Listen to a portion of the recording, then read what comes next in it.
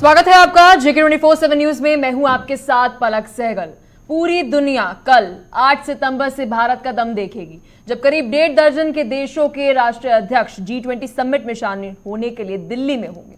3 दिनों तक चलने वाले इस समिट में रूस यूक्रेन युद्ध समेत कई मुद्दों पर चर्चा होने जा रही है। इस समिट में भाग लेने के लिए अलग अलग नेताओं पहुंचते हुए नजर आएंगे। इसका सिलसिला अब शुरू हो चुका है। नाइजीरिया से लेकर मॉरिशस के प्रधानमंत्री दिल्ली पहुंच चुके हैं। वहीं दुनिया के सबसे ताकतवर देश के राष्ट्रपति जो बाइडेन G20 में शामिल होने के लिए दिल्ली पहुंच जाएंगे। वहीं ब्रिटेन के प्रधानमंत्री ऋषि सुनक 8 सितंबर को शामिल होंगे, जहां पर भारत में पहली बार G20 का शिखर सम्मेलन होगा। तो पूरी दुनिया की निगाहें भारत की नई तस्वीर को देखकर दंग रहने वाली हैं। आज चर्चा करेंगे कि इस बार का G20 शिखर सम्मेलन भारत के साथ साथ पूरे विश्व के लिए कितना ज्यादा महत्वपूर्ण रहेगा। लेकिन इससे पहले बड़ी खबर का रुख कर लेते हैं, क्योंकि ब्रेकिंग न्यूज G20 से जुड़ी है। प्रगति मैदान में बता दें कि भारत मंडप में G20 होगा। G20 समिट के लिए दिल्ली पहुंचने लगे हैं मेहमान। इस वक्त की बड़ी जानकारी आपको दे रहे हैं। मॉरिशस के प्रधानमंत्री प्रविंद जुगनाथ इस वक्त दिल्ली पहुंच चुके हैं। एनडीएमसी कमांड सेंटर में चप्पे चप्पे पर पैनी नजर रखी जा रही है। इस वक्त की बड़ी जानकारी आपको बता रहे हैं। दिल्ली में 9 और 10 तारीख को G20 समिट है। सुरक्षा के पुख्ता इंतजाम है और पूरी दिल्ली इस वक्त दुल्हन की तरह सजी हुई है। बड़ी जानकारी आपको दे रहे हैं G20 समिट से जुड़ी।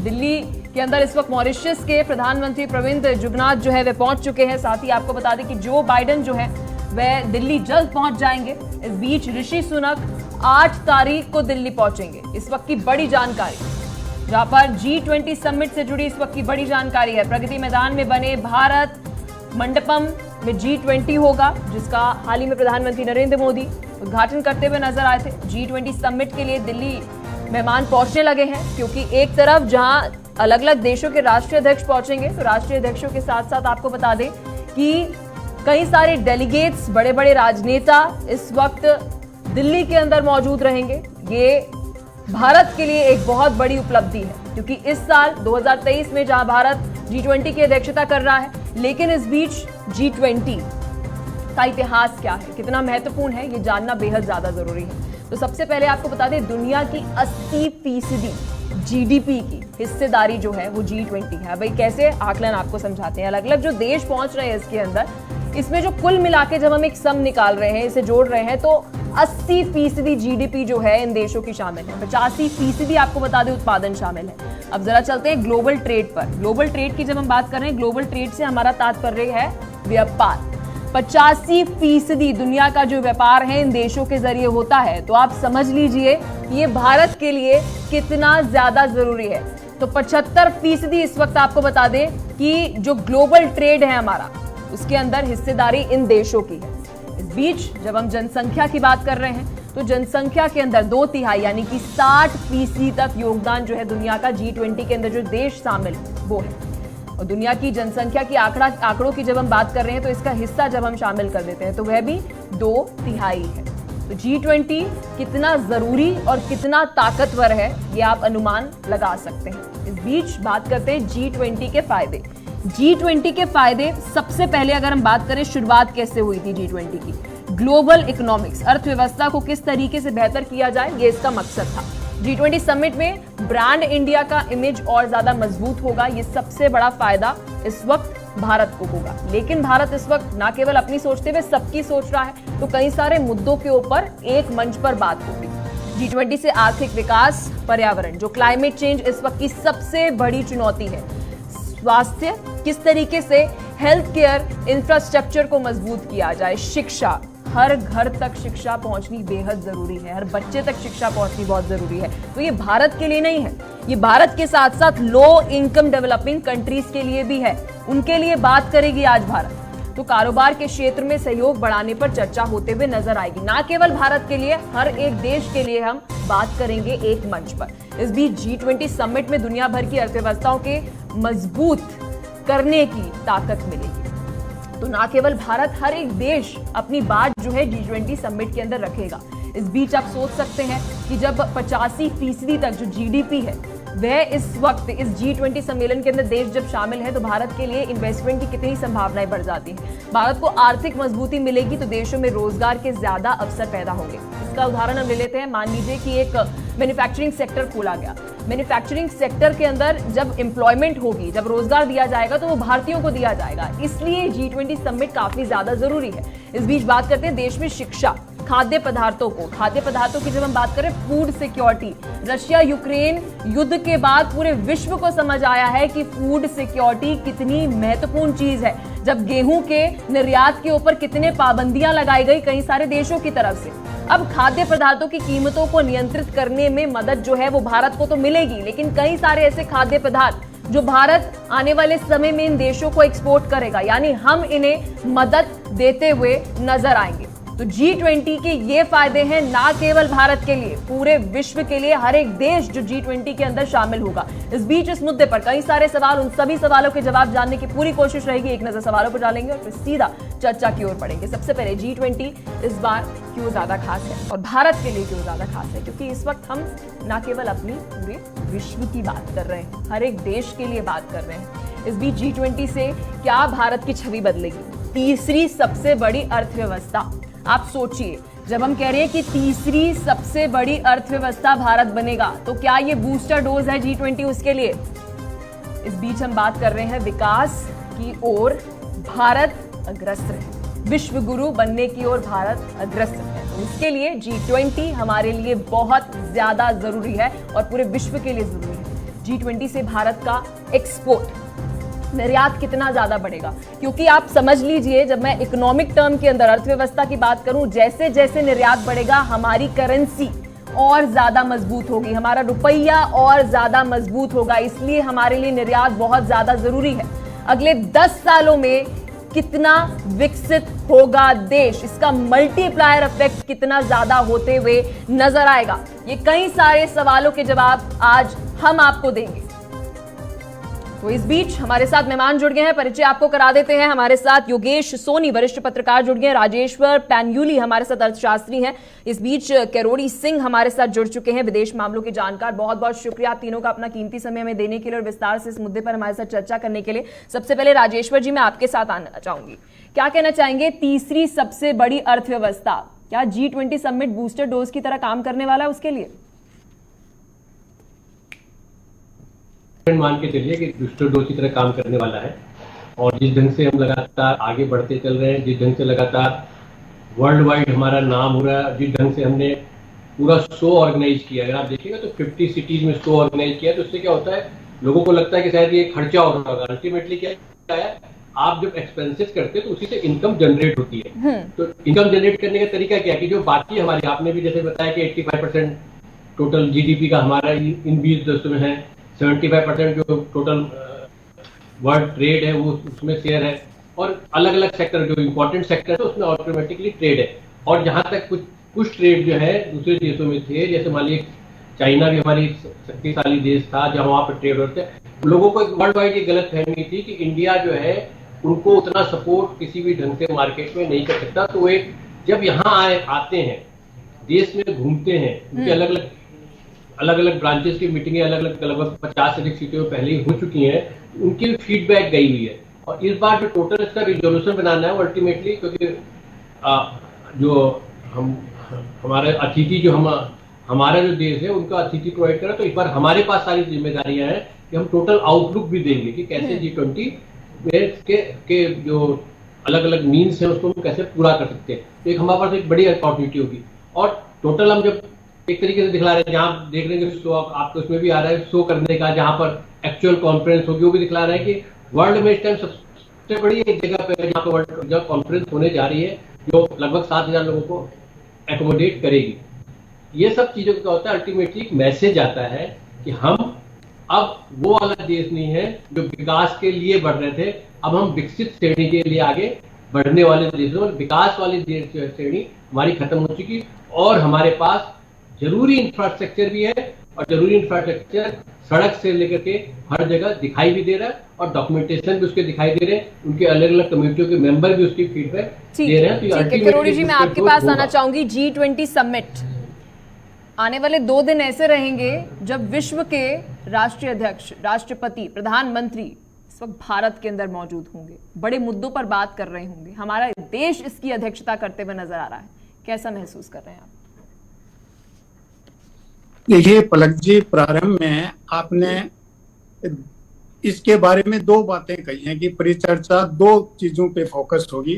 G20 दुनिया के लिए अन्य संगठनों की तुलना में खास क्यों है और भारत के लिए जो समिट हो रहा है G20 का, ये खास क्यों है। ये दो मुद्दे इस परिचर्चा में उठाने की बात आपने कही थी। तो दुनिया के लिए खास इसलिए है कि G20 के बाद का संगठन है, क्योंकि कोल्ड वॉर में G7 है, नेटो है, G77 है, वो कोल्ड वॉर के हैं। तो उन संगठन के साथ कहीं न कहीं कोल्ड वॉर की पृष्ठभूमि जुड़ी हुई है, जबकि G20 है, SCO है और ब्रिक्स है, ये 21वीं सदी के संगठन हैं। लेकिन G20 है, उसमें विकासशील और विकसित दोनों देश हैं, जबकि ब्रिक्स में और SCO में विकासशील देश हैं, दक्षिण के देश हैं, वो उत्तर के नहीं हैं।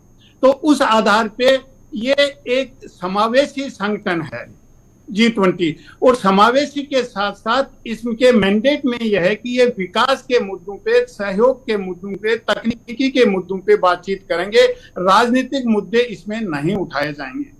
अब जो दूसरा सवाल आपने बताया कि भारत के लिए खास क्यों है, क्योंकि भारत इस समिट के द्वारा एक चीज प्रूव करेगा, वो यह है कि भारत एक संतुलनकारी शक्ति के रूप में उभर रहा है। क्योंकि दुनिया में इस तरह का एक तो पूरब और पश्चिम का ध्रुवीकरण है, उत्तर और दक्षिण का डिवाइड है विकास की दृष्टि से।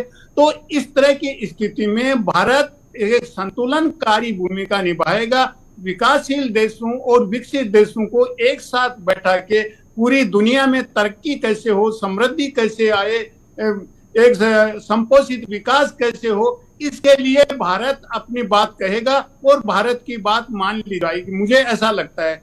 तो ये भारत ने इसका जो प्रयास किया है, इसके संगठन के जो समिट के लिए, उसमें बहुत अधिक एक कॉम्प्रिहेंसिव प्रस्ताव करने का प्रयास किया है, जिसमें सैकड़ों मीटिंग हुई है अलग अलग सेक्टर्स के लोगों की, अलग अलग सेक्शंस के लोगों के, और इसके साथ साथ SCO और ब्रिक्स में जो जॉइंट स्टेटमेंट्स आए हैं, उनका प्रभाव भी इस पे नजर आएगा। तो भारत के साथ एक तो भारत की प्रतिष्ठा विश्व में एक संतुलनकारी नेतृत्व के रूप में आपके पास सर एक बार फिर आऊंगी। योगेश जी, कैसे देख रहे हैं आप इस वक्त, क्योंकि कहा जा रहा है कि भारत के लिए जो संभावनाएं हैं G20 के बाद कई गुना बढ़ने वाली है, क्या कहना चाहेंगे? निश्चित रूप से भारत के बिना तरह, और मेरी आवाज भी वापस आ रही, इसमें अब तक 100 मीटिंग पहली बार हमें ऐसा अवसर प्राप्त हो रहा है, तो हम इसमें लीड भी कर रहे हैं। और देखिए इसमें सबसे बड़ी बात यह है कि हम उस पटल पर लाके उन देशों से चर्चा कर रहे हैं जिनको कभी इनके साथ रहना या जिनसे कभी चर्चा करना हम कभी भी एफर्ट नहीं करते थे या हम कभी प्रयास नहीं हो पाते थे। क्योंकि अब हम लीडिंग वाले प्रोसेस में, जब आप लीड करते हो तो अच्छा आपका संदेश जाता है, विश्व पटल पर आपकी चर्चा होती है और वो चीजें आपके साथ चीजें जुड़ती हैं, वो व्यापारिक दृष्टिकोण खुलते हैं, वो एक एंगल खुलते हैं जिसकी हम केवल कल्पना करते थे या केवल प्रयासरत रहते थे। तो मुझे लगता है इस तरीके का जो एक आयोजन है, ये भारत के लिए बहुत सकारात्मक जाने वाला है। जैसे भी हमारे विदेशी मामलों के जानकार सिंह साहब ने बताया कि यहाँ पर कोई राजनीतिक मंच की कोई चर्चा नहीं होगी, किससे किसके क्या संबंध है, किससे किसका क्या होगा, इस विषय में कोई चर्चा नहीं, केवल ये एक व्यापारिक दृष्टिकोण से, ये दृष्टिकोण से आंका जा रहा है, जिसके लिए तमाम देश प्रयास उत्साहित है, उत्सुक भारत में जाके हम अपनी उस तरीके की उपस्थिति दर्ज कराएंगे। भारत ने बाकी देशों को भी जोड़ने का प्रयास करा है, उस पर चर्चा रखी। जैसे रूस का और उनका युद्ध चल रहा है,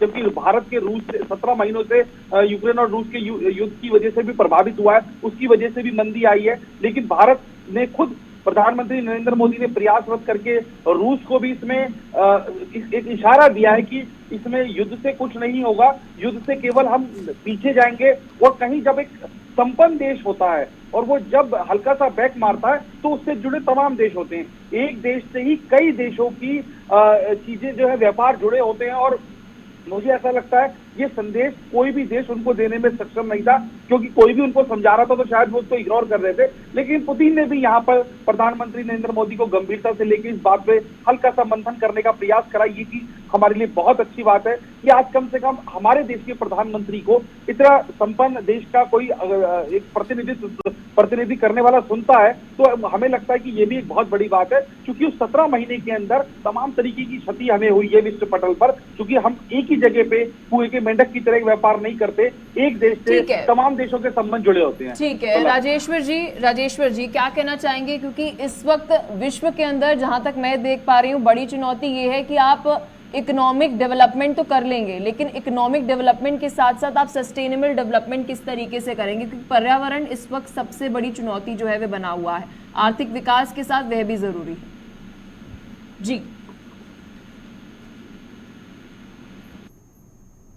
सर, डेवलपमेंट हमेशा एनवायरनमेंट और दूसरे जो है उनके साथ में लेकर के डेवलपमेंट होनी चाहिए। और जैसा कि हमारे प्रधानमंत्री जी ने भी कहा और विश्व में भी लगातार चल रहा है कि कार्बन उत्सर्जन कम हो, हम बाकी टेक्नोलॉजी भी वो यूज करना चाहते हैं। तो जब एक दूसरे के साथ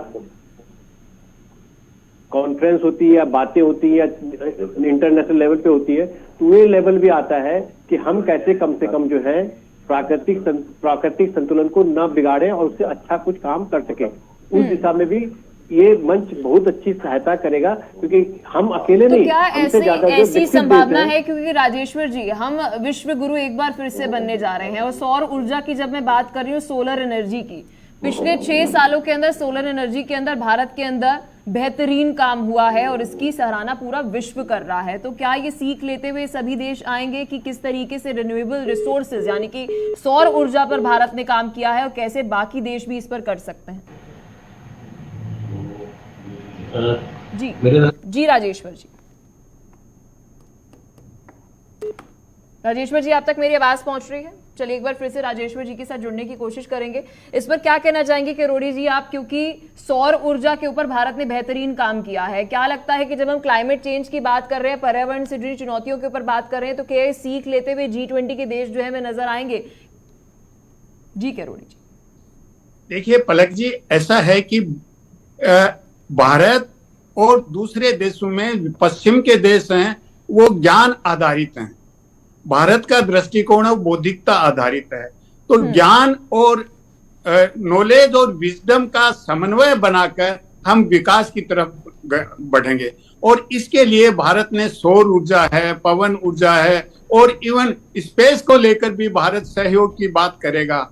और इसके अतिरिक्त अभी जो सबसे बड़ा इश्यू है, हम व्यापार करेंगे, वो एक संपोषित विकास करेंगे, उसमें डॉलर के डोमिनेशन की बात विश्व स्तर पे उठाई जा रही है, एससीओ में भी उठाई, ब्रिक्स में भी उठाई, और इसका प्रभाव पहले से ही नजर आ रहा है। बाइडेन आज आ रहे हैं और उन्होंने ये कहा है कि जो वित्तीय संस्थाएं हैं, IMF, वर्ल्ड बैंक, उनमें सुधार का प्रयास करेंगे, तो इससे भारत की स्थिति मजबूत होगी।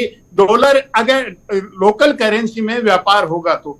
इसके अतिरिक्त अगर संपोषित विकास होगा तो जो क्लाइमेट चेंज के दुष्प्रभाव हैं, और क्लाइमेट चेंज के बारे में यहां तक कहते हैं कि पूरे प्लानेट का अस्तित्व खतरे में आ सकता है, और इसके लिए भारत के जो प्रयास हैं और इनिशिएटिव हैं वो सराहनीय है, और निश्चित रूप से भारत इसके लिए कुछ प्रयास करेगा और एक मानवता के दृष्टिकोण को आगे बढ़ाएगा, क्योंकि वे बार बार भारत का विश्व पटल पे कहा है कि पीपल सेंट्रिक डेवलपमेंट होना चाहिए। कई सारे देश जो हैं वो ऑल्टरनेटिव के तौर पर देख रहे हैं, क्योंकि ऐसे देश हैं जिनके साथ संबंध खराब हो रहे हैं, नाम अगर मैं नहीं लेना चाहूंगी, लेकिन वहां से मैन्युफैक्चरिंग सेक्टर्स जो है यहां पर लेकर आने की कोशिश की जा रही है। एप्पल में से एक का उदाहरण है। तो क्या आने वाले समय में देखने की मिलेगा कि निर्भरता जो है वो भारत के ऊपर और ज्यादा इन देशों की बढ़ते हुए नजर आएगी?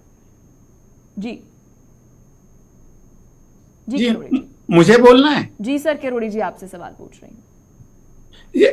ये ऐसा है, देखिए आज जो विश्व पटल पे स्थिति उभर रही है, क्योंकि विश्व के देश हैं वो चीन के प्रभुत्व को या चीन की चुनौती का सामना करने का प्रयास कर रहे हैं, और ज्यादातर कंपनियां हैं वो चीन से इन्वेस्टमेंट को दूसरे देशों में शिफ्ट करना चाहते हैं। तो उनका एक स्वाभाविक डेस्टिनेशन भारत होगा, क्योंकि भारत में एक ट्रेंड मैन पावर है, एक ईज ऑफ डूइंग बिजनेस की गति बढ़ रही है और भारत में व्यापार के लिए एक बहुत बड़ा मार्केट भी है, क्योंकि भारत का कंज्यूमर मार्केट जितना बढ़ रहा है तो कंपनी के लिए भारत का आंतरिक मार्केट भी है और एक्सपोर्ट के लिए भी कंपनियों को फायदा होगा। तो निश्चित रूप से भारत में इन्वेस्टमेंट बढ़ेगा जिस तरह का विश्व पटल पे स्थिति उभर रही है, क्योंकि ऐसा मान के चल रहे हैं कि चीन है वो अपने प्रभाव का विस्तार कर रहा है, जिसको पश्चिमी देश बिल्कुल पसंद नहीं करते हैं, क्योंकि चीन है वो क्लाइमेट चेंज को लेके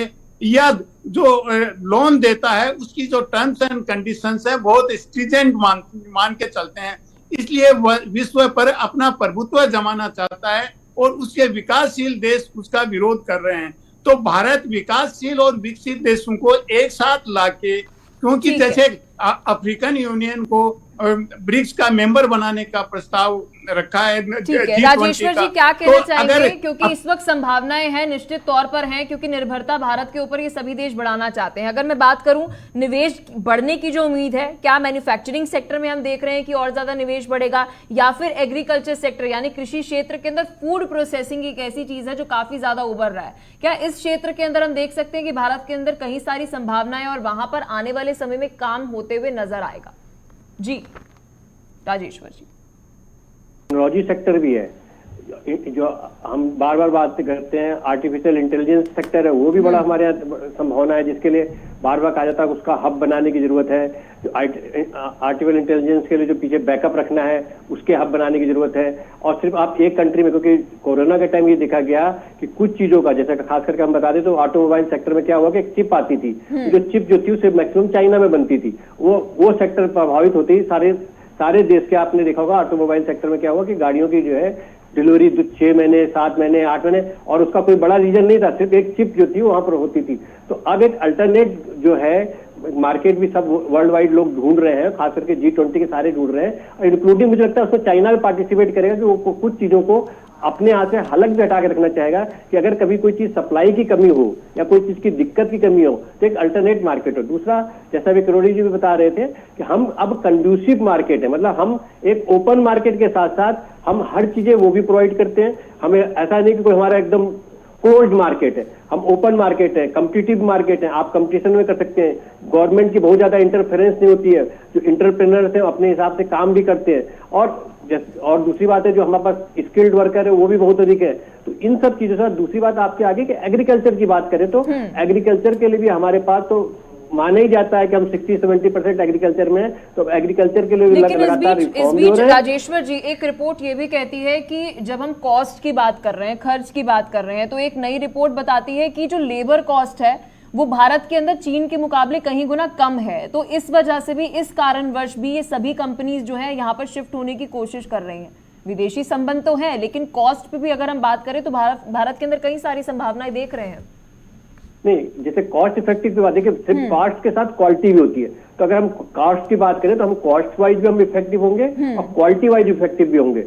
चाइना के पास क्यों गए कि वो एक कंड्यूसिव मार्केट देता था फॉरेन बायर को या फॉरेन उसको इंटिटी को, कि वो एकदम से कर देता था कि ये पर्टिकुलर ब्लॉक आपका है, आप पर्टिकुलर ब्लॉक में करिए। तो हम लोग भी उस ढंग से कुछ न कुछ चीजें करते चल रहे हैं कि एक पर्टिकुलर सेक्टर के लिए एक पर्टिकुलर मार्केट तैयार करने की या पर्टिकुलर एरिया ऑफ मैन्युफैक्चरिंग तैयार कर रहे हैं। अलग अलग सेक्टर में आप देखिएगा, अलग अलग स्टेटों में जाइएगा तो अलग, जैसे गुजरात में कुछ स्टेट में कुछ जगह बनी है जो सिर्फ अप्रैल का काम करेंगे और अप्रैल डायरेक्ट एक्सपोर्ट होगा। इस ढंग से क्या हम भी उस कुछ फॉर्मेट हम वहां से भी उठा रहे हैं जो चाइना में वर्ल्ड वाइड कंपनियों को या इंटरनेशनल कंपनियों को सूट करता था कि वो हम चाइना में जाते थे। दूसरी बात आती थी कि चाइना में लेबर लॉ बहुत ज्यादा उस ढंग, दूसरे ढंग के थे कि उससे आदमी को कंफर्ट आता था, जो फॉरेन जाता था बहुत ज्यादा उसमें रोज के लिटिगेशन में लेबर के साथ नहीं फंसना होता था। उसके बाद भी हमने काफी रिफॉर्म किया और लगातार रिफॉर्म होते चल रहे हैं लेबर लॉज से लेकर के। और तीसरी बात आ गई कि हमारे पास उतनी ट्रेंड एक पर्टिकुलर एरिया के ट्रेंड नहीं था, हम धीरे धीरे वो भी कर रहे हैं, स्किल डेवलपमेंट कर रहे हैं, क्योंकि पर्टिकुलर एरिया में एकदम हाई लेवल की क्वालिटी का माल दे सकते। तो हमारे पास अब क्वालिटी भी है और हमारे पास दूसरे जो है कॉस्ट ऑफ लेबर अगर ठीक है, आज कम है, हो सकता है कि कॉस्ट ऑफ लिविंग अल्टीमेटली बढ़े। योगेश जी क्या कहना चाहेंगे? ग्लोबल गवर्नेंस की तो G20 में बात होने वाली है, लेकिन भारत की संभावनाओं पे बात करना बेहद ज्यादा जरूरी है। क्या लगता है, क्योंकि आप जमीनी स्तर पर पत्रकार हैं, जुड़े रहते हैं और देखते हैं कि कौन कौन से ऐसे क्षेत्र हैं जिसमें इस वक्त संभावनाएं नजर आ रही हैं, क्या लगता है कौन से वो क्षेत्र रहेंगे कि G20 के बाद वहां पर संभावित तौर पर इन्वेस्टमेंट होते हुए नजर आएगी? में सबसे बेहतर होने वाले देशों में से एक है, क्योंकि देखिए हमारे यहाँ जिस तरीके की खपत है, और जैसे कि अब हम लेबर की बात भी कर रहे थे या वो भी बात कर रहे थे, आपको ज्ञात हो कि पिछले दिनों हम जनसंख्या में नंबर 1 बन चुके। तो हमारे पास जितनी आशंकाएं संभावनाएं हैं, उसमें हम किसी भी क्षेत्र में जाते हैं, हम जो गठबंधन करते हैं, उसमें हमारे हाथ किसी भी स्तर पर नकारात्मकता नहीं चल सकती, हो सकती, बशर्ते उसका संचालन प्रक्रिया बेहतर होना चाहिए। क्योंकि ये एक ऐसी चीज है पलक, जिसमें हम कहीं राजनीति से हटके बात करें और जो हमें अवसर दिए जा रहे हैं। मैंने पहले भी चंक में कहा और अभी भी आपको ये बताना चाहता हूँ कि जो बात हमारी अब सुनी जाती है, हम इस बार लीड भी कर रहे हैं, तो हमें इस बार इतनी गंभीरता मिलने वाली है कि हम जिस बात को भी कहेंगे उस बात की सक्रियता और उस बात की गंभीरता बनी रहेगी। क्योंकि इसमें एक सबसे बड़ी बात ये है पलक की, हम लोग जिस उसमें डेवलपमेंट की चीजों को, जिसे हम आयात निर्यात की बात करते हैं, तो वो हमारा संपूर्ण है, जिसको बोलते हैं कि हमारे यहाँ जैसे हम चाइना से बात करें या हम कुछ भी चीज लेते हैं, और ये चीज जब हमारे यहाँ कोई चीज डेवलप होती है, कोई ऐसे क्षेत्र आ जाते हैं, तो हम उसके लिए हम जो बनी बनाई चीजें उससे कहीं हटके, और जब उसकी मैन्युफैक्चरिंग पे आ जाते हैं तो बहुत बड़ा पटल है। हमारे एशिया की तांबे की कॉपर की सबसे बड़ी मार्केट है, जो आपको जानकारी दे दी जाए, जो पूरे लगभग एशियाई देशों में वो सप्लाई करती है। इसके अलावा तमाम ऐसे क्षेत्र हैं जिसके लिए हम यहाँ पर बैठ के उसकी सबसे बेहतर चीज बनाने में सक्षम है और हम उसको डिलीवर करते हैं। तो क्या लगता है कि सर्विस सेक्टर के बाद अब मैन्युफैक्चरिंग सेक्टर के अंदर, और अगर मैं बोलूं IT सेक्टर में, तो पहले ही हम सर्विस सेक्टर में काफी बेहतरीन कर रहे हैं, लेकिन जब मैं बात करूं मैन्युफैक्चरिंग सेक्टर, औद्योगिक क्षेत्र के अंदर अभी बहुत सारी संभावनाएं हैं और उसको अभी यूटिलाइज नहीं किया गया है। हाँ, वो बहुत अच्छा प्रश्न आपने करा। मैंने वही कहा कि इसका संचालन प्रक्रिया बेहतर हो जाए, अगर हम इसका यूटिलाइज कर लें और हमें वो अवसर मिल जाए तो हमें बहुत फायदा होगा। सबसे बड़ी बात क्या है कि यहाँ पर रोजगार बहुत बढ़ेगा। उसके साथ साथ ही यहाँ पर जब हम इन सब चीजों को करेंगे तो हम क्रिएटिव लोग हैं। हमारे यहाँ का अध्यापक, गणित का अध्यापक, मैथ का टीचर पूरे विश्व में प्रचलित होता है, और उसकी जो जिज्ञासा होती है, उसकी जो उत्सुकता, जो कार्यशैली होती है, वो प्रभावित करती है। तो हमारे पास इतनी सारी चीजें हैं कि हम उसको अगर वहां प्रयोग करने लगे और उन सब चीजों को अगर एक्चुअल में हम लोगों ने सही से प्रयोग करके संचालित कर दिया, तो हम बहुत अच्छे मंच पे आ सकते हैं और अपनी चर्चाओं को, अपनी बातों को, अपने विचारधारा को आगे प्रोत्साहित करके और अच्छा डेवलपमेंट तैयार। बिल्कुल किरोड़ी जी, अभी तो हमने बात कर ली भारत की संभावनाओं की, अभी तक जितनी डिस्कशन हुई है, जितनी चर्चा हुई है, वो भारत की संभावनाओं पर हमने बात करी, लेकिन इस वक्त मुझे लगता है G20 के अंदर उन देशों के ऊपर भी बात होनी चाहिए, और कहा जा रहा है कि ये भी मुद्दों में है। लो इनकम डेवलपिंग कंट्रीज, ऐसे गरीब देश है जिन्हें इस वक्त सहायता जरूरी है, उन सभी पावर वाले देश जिनके पास इस वक्त ताकत है। क्या लगता है भारत को एक प्रयास करने की कोशिश है कि उन देशों के बारे में भी बात जो है वह की जाए G20 के अंदर? जी किरोड़ी जी। निश्चित रूप से होगी इन इश्यूज पे, क्योंकि भारत का दृष्टिकोण बिल्कुल स्पष्ट है। अफ्रीकन यूनियन को यहाँ लाना, क्योंकि अफ्रीका के सबसे गरीब देश वहाँ हैं, तो उनके विकास की बात उठेगी और विकसित देशों को भारत ये समझाने की कोशिश करेगा कि गरीबी और अंडर डेवलपमेंट जिस भी देश में है वो पूरी दुनिया के लिए खतरा है, तो उसके लिए प्रयास होने चाहिए। क्योंकि ये महीना ऐसा है कि एक तरह की कूटनीतिक सरगर्मियों का महीना है। UN सेक्रेटरी जनरल और हमारे प्रधानमंत्री भी आसियान मीटिंग में जा रहे हैं, अभी हो रही है। उसके बाद सुदूर पूर्व के देशों की मीटिंग हो रही है, फिर अपना G20 है, उसके बाद G77 अगर मैं इस वक्त बात करूं भारत की फॉरेन पॉलिसी की, संपोषित विकास जी करोड़ी जी आपको माफी चाहूंगी बीच में रोकने के लिए। सर मैं कहना चाह रही हूं कि अगर मैं भारत की फॉरेन पॉलिसी को पिछले 9 सालों के अंदर देखूं, तो इसके अंदर कड़े प्रयास किए गए हैं कि हम उन देशों की मदद करें। मैं बात कर रही हूं उन देशों को जिसकी इस वक्त जरूरत है सहायता की। हमने अपने बारे में ना सोचते हुए उनको वैक्सीन की उपलब्धि कराई। फूड सिक्योरिटी के मामले में अगर मैं बात करूं तो हमने उन्हें सहयोग दिया। स्वास्थ्य के अंदर हमने कई बार हमने ऐसे देखा कि दवाइयां जो है वह दी। लेकिन सवाल ये उठता है उन देशों को, अगर मैं अमेरिका जैसे देश की बात करूं, मैं कई सारे ऐसे देशों की बात करूं, क्या वो सहयोग देंगे? उन्हें ये बोलने की जरूरत है कि आप दूसरों के बारे में भी सोचें। जी किरोड़ी जी। निश्चित रूप से अमेरिका सहयोग करेगा। बाइडेन ने ऑलरेडी डिक्लेयर कर दिया है कि जो वित्तीय संस्थाएं हैं IMF, वर्ल्ड बैंक, उसमें मैं सुधार का प्रस्ताव रखूंगा G20 में। तो ये ऑलरेडी रख दिया गया है। और मैंने प्रारंभ में भी कहा था कि भारत बौद्धिकता में भरोसा करता है, ज्ञान में नहीं करता है। तो जो गरीब और अल्प विकसित देश हैं उनकी सुदृढ़ता का दृष्टिकोण भारत की विदेश नीति का एक महत्वपूर्ण हिस्सा है। तो भारत जो अल्प विकसित देश हैं, गरीब देश हैं, उनकी मदद के लिए विकासशील देश जो विकसित देश हैं उनके बीच में एक पुल बनाने का काम भारत सामर्थ्य रखता है। भारत अपने विजडम से उनको कन्विंस भी कर सकता है। जी पलक जी। ठीक है, इस बीच राजेश्वर जी आपके पास आना चाहूंगी। फूड सिक्योरिटी, रशिया यूक्रेन युद्ध के बाद पूरे विश्व ने ये सीख लिया कि फूड सिक्योरिटी पे काम जो है वे किया जाए। भारत अकेले पूरे विश्व की मदद नहीं कर सकता, ये पॉसिबल ही नहीं है, संभव ही नहीं है। हम प्रयास कर रहे हैं लेकिन पूरे विश्व को हम फूड सिक्योरिटी में नहीं मदद कर सकते। इस वक्त ये बड़ी हमारे लिए जिम्मेदारी है कि उन बाकी सारे देशों को बताया जाए कि फूड सिक्योरिटी के अंदर आप दूसरे देशों की भी मदद जो है वे करिए, क्योंकि हम ट्रेड की बात कर रहे हैं लेकिन मदद की बात करने की भी जरूरत है। जी राजेश्वर जी। देखिए, ट्रेड की जब भी आप बात करेंगे, मदद की बात ऑटोमेटिकली उसके साथ आती है। अगर हम सिर्फ कहें कि हम सिर्फ ट्रेड करके, कोई बिजनेसमैन सिर्फ बिजनेसमैन नहीं रहता, उसके साथ साथ वो कहीं ना कहीं मदद की बात भी करते हैं। तो ट्रेड के साथ फूड सिक्योरिटी की बात भी आ रही है कि फूड सिक्योरिटी की बात हमेशा से ही एक पार्ट ऑफ ट्रेड रही है कि जहां पर भी फूड की दिक्कत या कुछ दिक्कत होती है। और आपने खुद अच्छा एग्जाम्पल दिया कि यूक्रेन में इतनी दिक्कत आई है फूड सिक्योरिटी की, और फूड सिक्योरिटी काफी चीजें वहां से आती थी। तो अब वर्ल्ड वाइड देशों को एक बात समझ में आ गई है कि food security one of the important part है। अगर खाना ही नहीं मिलेगा तो हम बाकी व्यापार क्या करेंगे। तो खाना, जो फूड सिक्योरिटी का जो सिस्टम है, उसको कहीं ना कहीं से लाइन अप किया जाएगा, और लाइन अप करने की भारत की कोशिश भी है। और मुझे लगता है कि वर्ल्ड वाइड बाकी जो विकसित देश हैं वो भी करेंगे, क्योंकि विकसित देशों का अभी तक जो कार्यशैली रही है वो ये रही है कि वो सिर्फ पैसे कमाने पे ज्यादा विश्वास रखते रहे, इंस्टेड ऑफ डायरेक्ट कोई गरीबों को देना। हाँ ठीक है, संयुक्त राष्ट्र संघ है या उनमें कंट्रीब्यूशन है, आप देखते रहोगे कि अमेरिका का कंट्रीब्यूशन भी 2-3 बार संयुक्त राष्ट्र संघ से उन्होंने अपना कंट्रीब्यूशन भी विड्रॉ कर लिया था। तो वो सब सिक्योरिटी, और जैसे अफ्रीकन देश है जो अनडेवलप्ड है, उनको भी टाइम टू टाइम पड़ता है। यूक्रेन के वार के अलावा इन जनरल टाइम पे भी पड़ता है। क्या कॉमन ग्राउंड पे एक साथ आ पाएंगे ये देश? क्योंकि सबसे जरूरी बात तो ये है कि हर एक देश इस वक्त अपने देश की संभावनाओं के लिए आ रहा होगा कि जी मेरे देश की ये बेहतरी हो जाए। अब हो सकता है कि जो चीन सोच रहा है रशिया वैसा ना सोच रहा हो, जो रशिया सोच रहा है वह अमेरिका उस तरीके का ना सोच रहा हो। एक कॉमन ग्राउंड पर कैसे आया जाए? जी राजेश्वर। देखिए, कॉमन ग्राउंड पे तो कहीं ना कहीं आना ही पड़ेगा, क्योंकि ये जो समिट होती है ultimately common, you have to lose something, you have to तब then you have to gain something.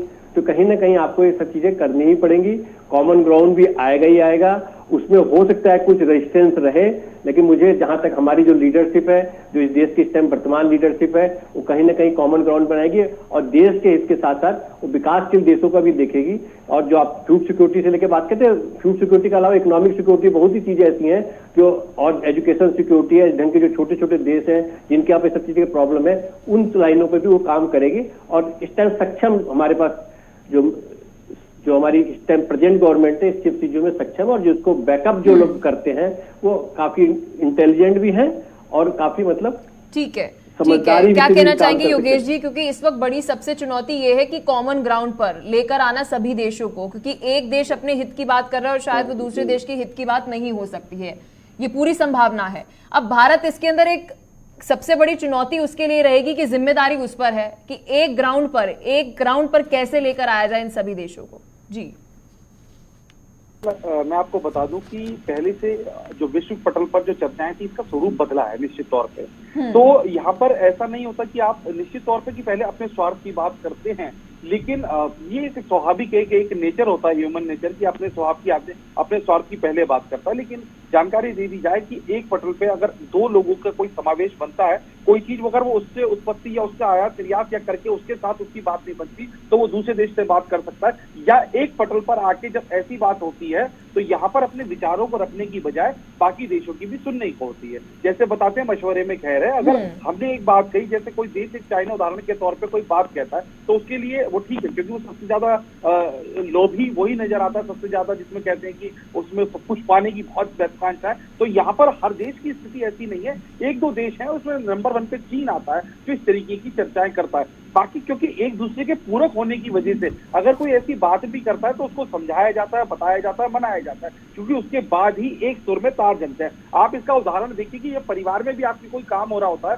और हम घर में मात्र एक सफेद या पेंट की बात भी करते हैं तो सबकी अलग सजा होती है, लेकिन अंत में सबको कॉमन तरीके से समझा के फिर उस काम को अंजाम दिया जाता है। ये वही पटल है जहां पर एक तरफा कोई अपना उत्तराधिकार नहीं समझ सकता या कोई वो अपनी जिद नहीं चला सकता। तो यहाँ पर लेकिन समझना मुश्किल है, क्योंकि इस वक्त रशिया यूक्रेन युद्ध की हम चाहे बात ना भी करें G20 में, लेकिन वो प्रभाव तो डाल रहा है ना। क्योंकि फूड सिक्योरिटी की अगर मैं बात कर रही हूँ तो रशिया की वजह से कितने सारे देश है जहां पर निर्यात वो नहीं कर पा रहा गेहूं का, और इस वजह से उनको ही नुकसान उठाना पड़ रहा है। सबसे ज्यादा नुकसान पश्चिमी देशों का इस वक्त हो रहा है। तो कैसे समझाया जाए कि अपने हित के लिए आपको दूसरे के हित का भी सोचना पड़ेगा?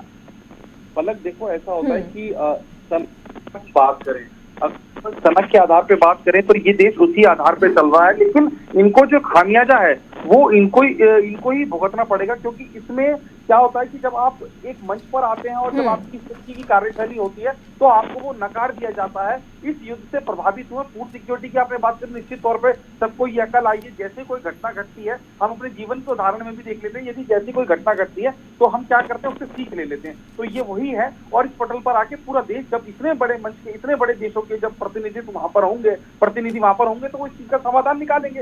ये मीटिंग उसका भी एक अहम हिस्सा रहेगी। हालांकि इसको कि मीडिया के तौर पे या वैसे बोलने के तौर पे या लोगों को पे वो ना करे, लेकिन ये बात जरूरी है कि वो इस मुद्दे पर चर्चा जरूर करें। बिल्कुल आशा करते हैं कि विस्तार से इस मुद्दे पर भी चर्चा जो है वो की जाए। बहुत बहुत शुक्रिया आप तीनों का अपना कीमती समय देने के लिए और G20 समिट को लेकर हमारे दर्शकों को विस्तार से जानकारी देने के लिए, क्योंकि 8 सितंबर को G20 समिट में मेहमानों का आना शुरू हो जाएगा। आपको हर एक अपडेट देते रहेंगे, लेकिन फिलहाल के लिए इस चर्चा में बस इतना ही। खबरों में आगे बढ़ते हैं और आपको सीधा लेकर चलते हैं उत्तराखंड के विकास नगर के अंदर, जहां पर सीएम पुष्कर सिंह धामी जो है वह इस वक्त पूजा अर्चना करते हुए नजर आ रहे हैं। लाइव तस्वीरें आप सभी की टीवी स्क्रीन पर।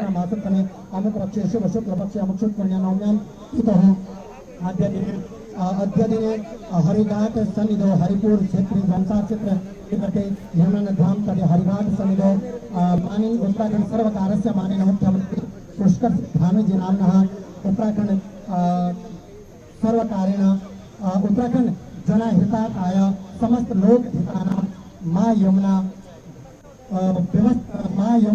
पुनरुद्धार घाट नवनिर्माणार्थी अद्य दिने समस्त क्षेत्र से जन कामना हेतवे स्व कष्ट निवारणार्थे स्वदुख निवारणार्थे आयु आरोग्य ऐश्वर्य वृद्ध्यर्थम धन धान्य पुत्र लक्ष्मी स्त्री प्राप्त्यर्थम अप्राप्त लक्ष्मी प्राप्त्यर्थम चिरकाल धन संरक्षणार्थम एवं स्ववैभव भारतस्य मान प्रतिष्ठा संस्कृति वैभव प्राप्त्यर्थम विश्व से लोक हिताय विश्व कल्याण प्रार्थनार्थम मां यमुना तटे अद्य दिने आरती यमुना आरती पूजनम कर्माहम करिष्ये।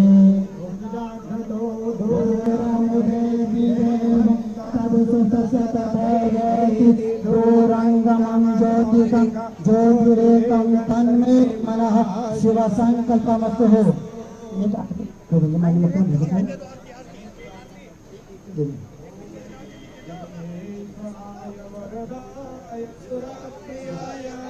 खड़े जाएंगे अपने स्थान पर सब लोग और कर्म आरती करेंगे। रोहन शर्मा जी आप आरती चला रहे हैं। रोहन शर्मा